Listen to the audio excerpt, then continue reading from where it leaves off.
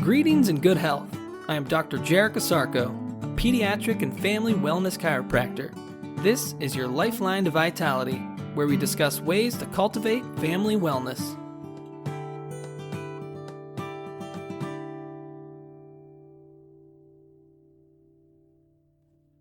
Good day and great health. Welcome back to another edition of your Lifeline to Vitality. Today on the podcast, pinched nerves and the upper cervical spine. In the upper cervical spine, there are four main structures to focus on.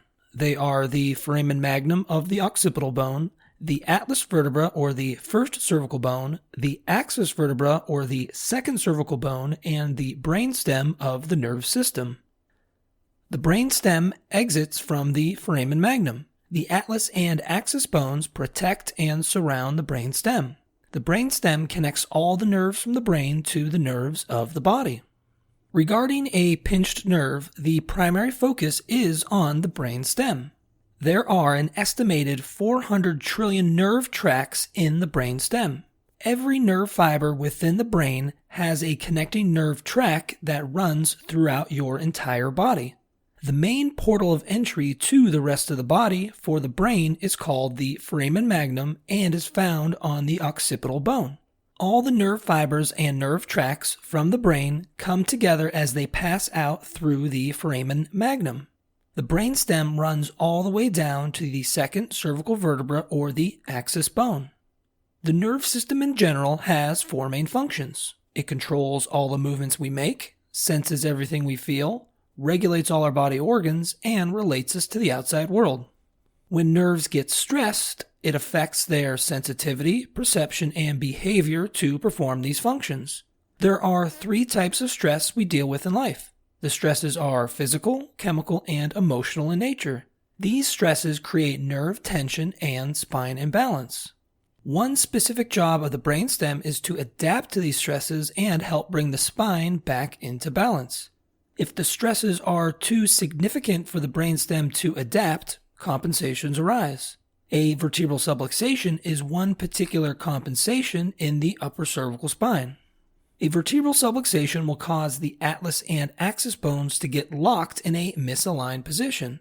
This lock will perpetuate spine imbalance and nerve system tension.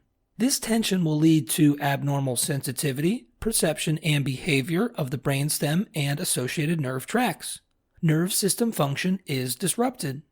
Over time, this disruption can lead to symptoms of the involved nerve structures.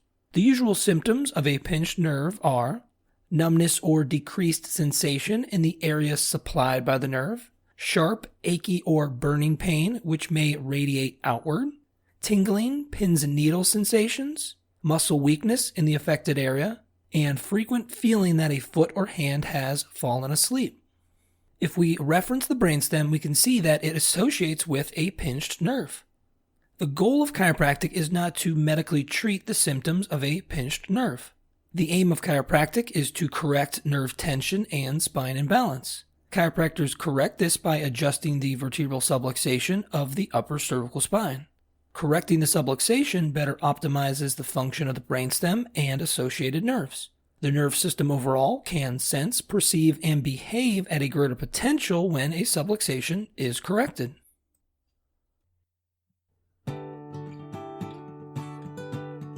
Thank you for listening.